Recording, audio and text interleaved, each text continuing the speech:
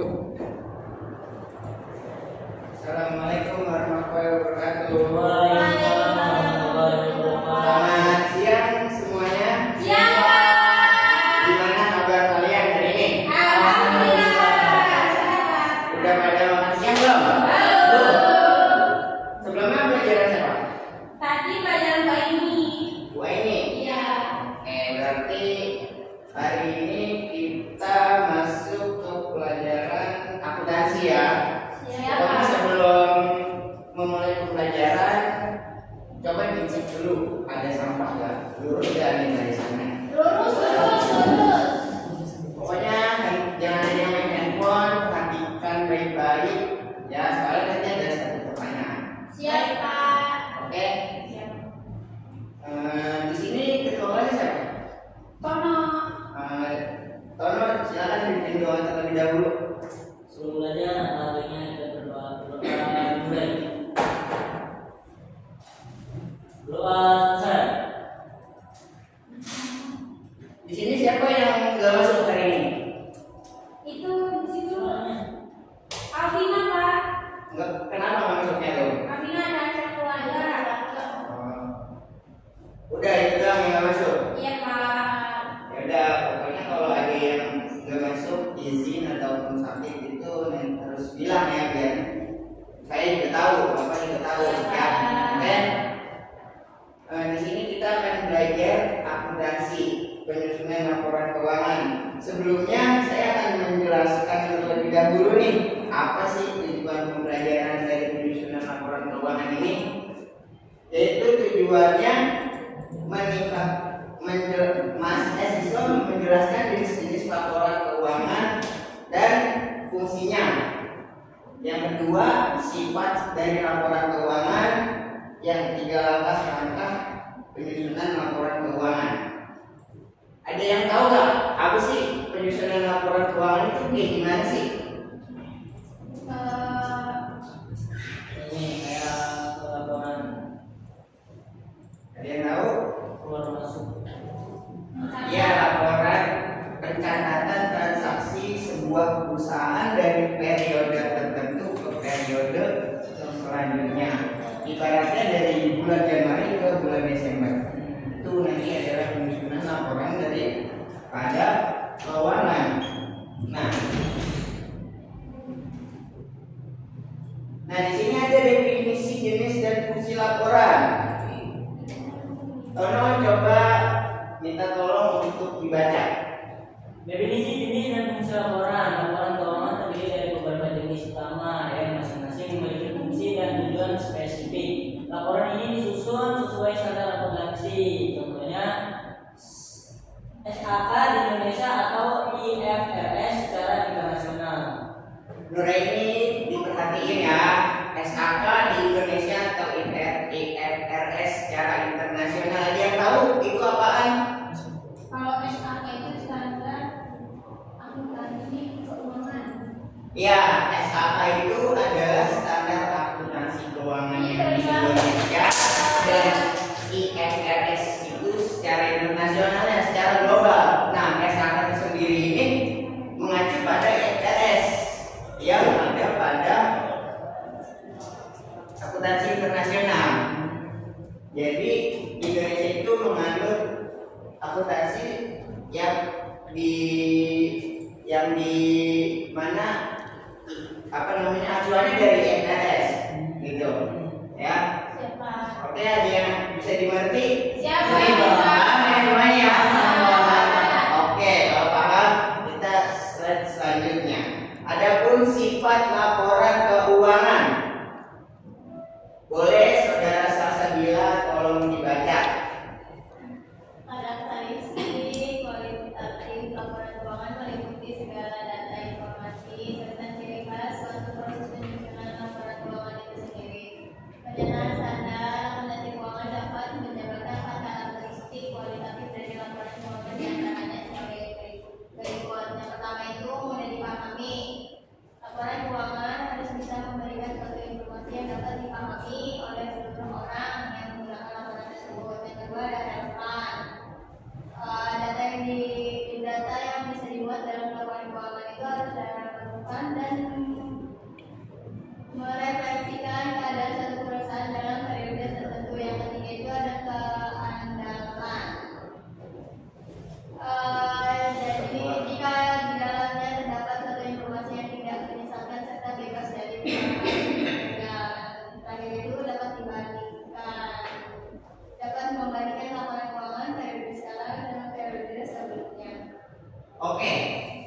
Di sini bisa lihat ya, ada sifat dari laporan keuangan.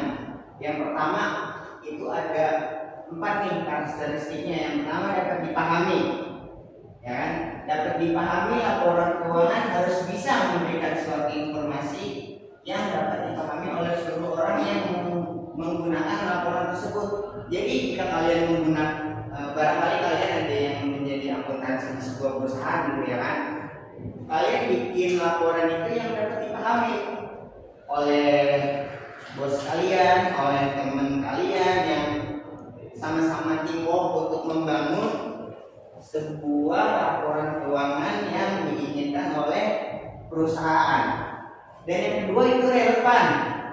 Relevan itu artinya supaya dapat dimanfaatkan oleh seluruh pengguna.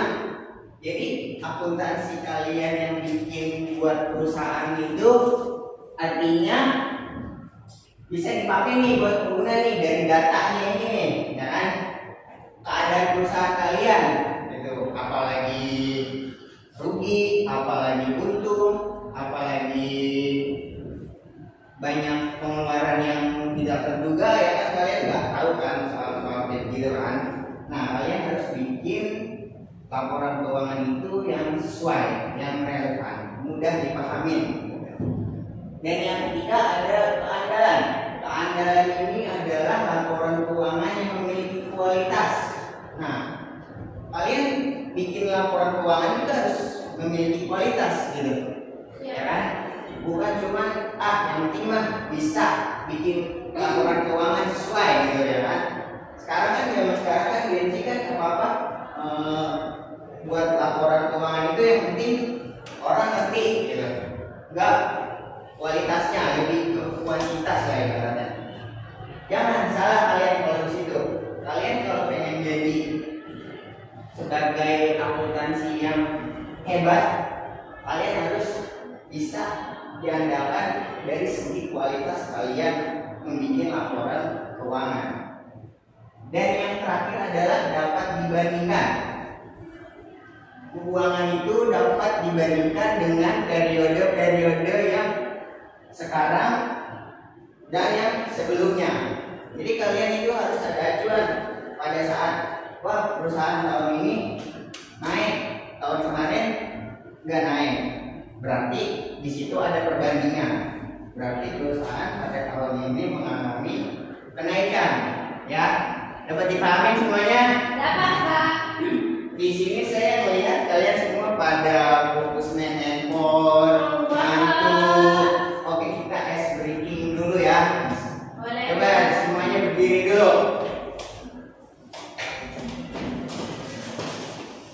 Oke, Siap.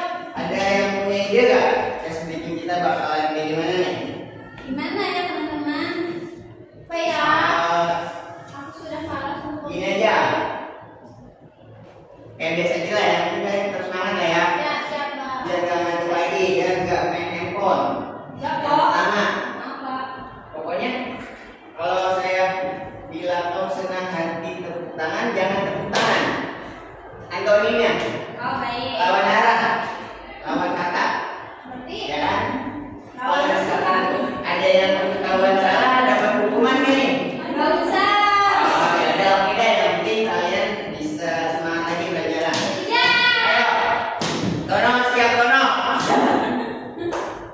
Laki. Ayo. Ayo siap semuanya ya. Ya. Siap, siap, siap. Bila kau senang hati tepuk bumi. Antoninya. Antoninya. Jangan tepuk tangan suara. Kalau misalkan tepuk bumi, saya jangan ya. Pokoknya ya. Iya, antoninya. Iya, oke. Ngerti ya? Oke.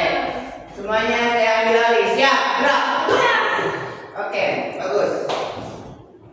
Kalau kau senang hati pendek, pegang pala. Nanti kalau misalkan pegang pala, tepuk tangan.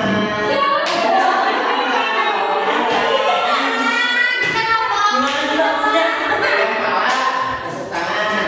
Harus Pokoknya apa aja yang penting jangan pegang pala.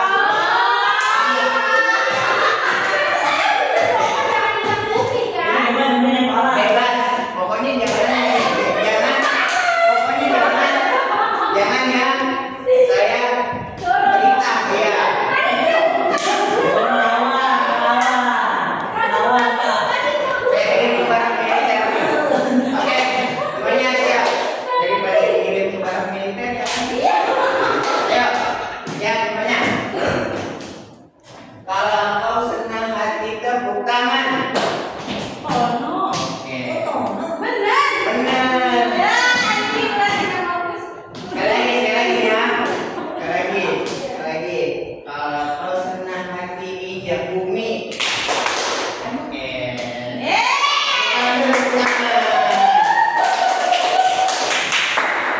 Ya pada semangat ya.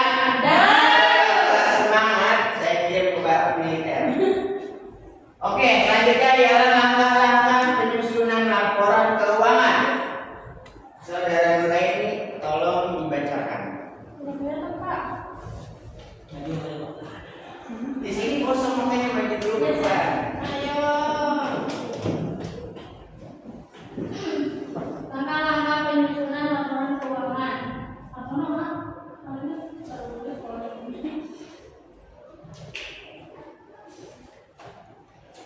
Yang pertama itu ada mengumpulkan dan menganalisis bukti transaksi. Terus yang kedua mencatat ke dalam jurnal umum. Yang ketiga memindahkan ke buku besar, menyusun neraca saldo, menyusun jurnal penyesuaian, menyusun neraca saldo setelah penyesuaian, menyusun laporan keuangan, menutup buku jurnal penutup, menyusun neraca saldo setelah penutupan opsional. Oke, terima kasih.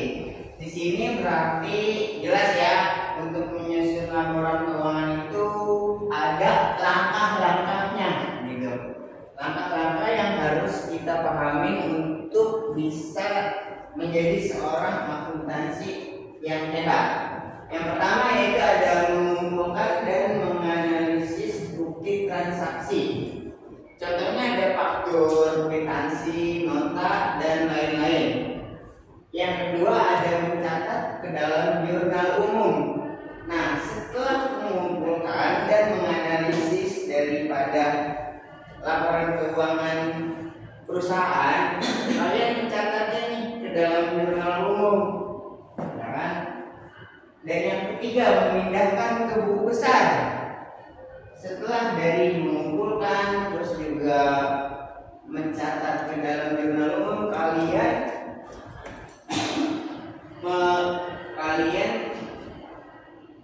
memindahkan ke buku besar.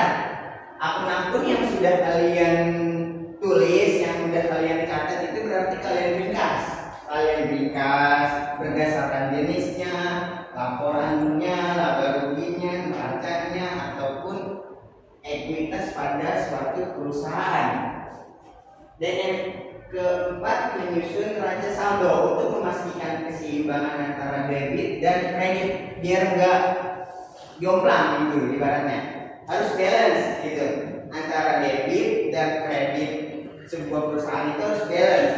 Kalau kalian nggak balance, nanti kalian bisa kena omelan oleh perusahaan gitu, ya kan? Yang kelima ada menyusun jurnal penyesuaian untuk mencatat transaksi yang belum dicatat atau belum lengkap. Kayak contohnya kalian membeli sebuah alat inventaris perusahaan gitu kan, itu belum dicatat nih, kalian bisa mencatatnya di jurnal penyesuaian supaya tidak ada yang tertinggal.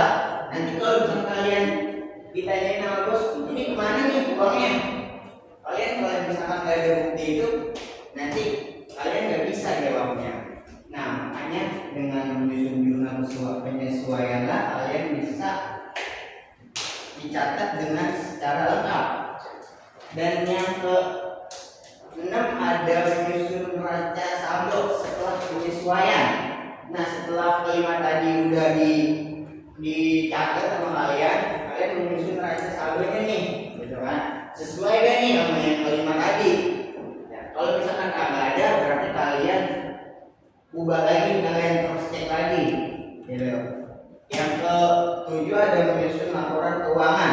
Menyusun laporan keuangan berdasarkan dari data neraca saldo yang telah disesuaikan. Yang ke-8 ada menutup buku jurnal penutup, menutup akun nominal pendapatan dan beban agar siap untuk periode berikutnya. Berarti itu dibikinnya pas apa tuh? Nah ini fokus. Iya, menutup buku jurnal penutup, menutup akun nominal pendapatan dan beban agar siap untuk periode berikutnya, berarti itu biasanya dibikinnya pas kapan? Berarti itu dibikinnya pas setelah semuanya dicatat, ya kan, dalam sebuah jurnal, ya kan, baru itu dibikin. Ibaratnya pada saat akhir tahun, kan besoknya ganti tahun, kan, itu ada yang namanya istilah dalam perusahaan itu tutup buku, ya kan, seperti itu.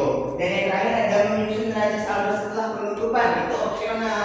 Opsional itu dalam artian boleh dibikin ataupun enggak. Oke, dapat dipahami semuanya? Oke, pokoknya nanti yang enggak ngerti bisa kalian tanyain. Oke, ada punya selanjutnya adalah jenis laporan keuangan. Jenis laporan keuangan itu ada 5. Yang pertama laporan laba rugi, yang kedua neraca, yang ketiga laporan perubahan modal, yang keempat ada laporan arus kas, dan yang kelima ada catatan atas laporan keuangan. Kepada saudara Rika, tolong bacain laporan laba rugi. Laporan laba rugi adalah laporan yang menunjukkan kinerja keuangan suatu perusahaan dalam menghasilkan laba atau rugi selama periode tertentu. Oke, terima kasih. Jadi laporan yang menunjukkan kinerja keuangan suatu perusahaan dalam menghasilkan laba atau rugi selama periode tersebut itu adalah laporan daripada laba ruginya. Adapun neraca adalah laporan yang menunjukkan posisi keuangan perusahaan. Nah, neraca ini adalah laporan yang paling penting gitu. Soalnya kenapa? Karena implementasinya itu adalah kita bisa tahu nih asetnya itu nilainya berapa, kewajiban perusahaan dalam mengelola keuangan dan mengeluarkan bebannya itu berapa gitu. Jadi kita bisa tahu posisi laporan keuangannya, apakah lagi untung ataupun lagi rugi. Dan yang ketiga adalah laporan perubahan modal. Laporan perubahan modal adalah laporan yang menunjukkan perubahan dalam ekuitas modal pemilik selama suatu periode. Laporan perubahan modal ini berarti laporan yang menunjukkan bahwasannya si pemilik perusahaan ini ingin menambahkan modal. Dalam artian mungkin dia pengen nambahin aset untuk periode kedepannya. Jadi mereka para pemilik perusahaan atau pemegang saham di sebuah perusahaan besar itu berarti dia pengen bikin hal yang baru gitu untuk laporannya itu supaya modalnya berubah gitu. Dan laporan arus kas ini berarti masuk dan keluarnya uang. Masuk dan keluarnya uang dalam artian pendapatan dan pengeluaran. Adapun yang dikeluarin itu biasanya untuk beban. Bebannya biasanya dikeluarin itu untuk membayar karyawan, buat karyawan. Yang terakhir catatan atas laporan keuangan. Artono, bacain Artono. Catatan atas laporan keuangan. Laporan pendukung yang memberikan penjelasan rincian atas angka-angka di laporan utama. Oke, di sini dapat dipahami semuanya ya. Oke ya. Oke, saya pengen kasih satu soal, yaitu mungkin berkelompok lah ya. Ini kan ada, jadi di yang 2 dan 3 apa ya? Oke, Artono tolong di bawah. Ini nanti saya bagiin, kalian harus sesuai dengan yang ada di soalnya itu. Yes.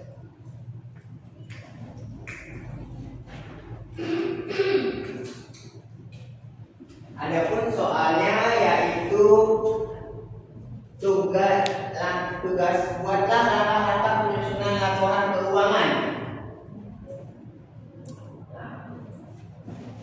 Silakan diisi, saya kasih waktu 5 menit lah ya, 5 menit lah ya.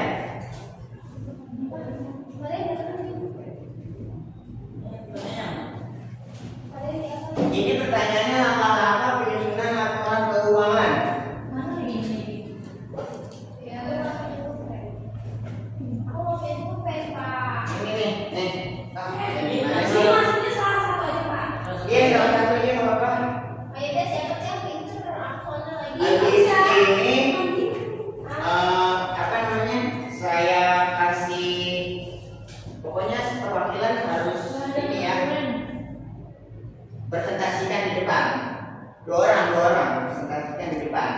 kalau yang udah nanti ditaruh di sini ya. Taruh sini. Udah dipastiin. Oke, ya udah taruh kalau udah.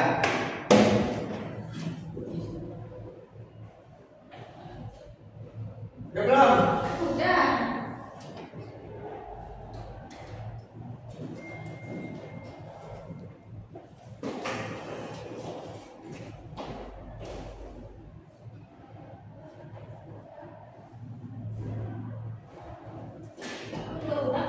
Udah. Nanti perwakilan dipresentasikan ya. Oke?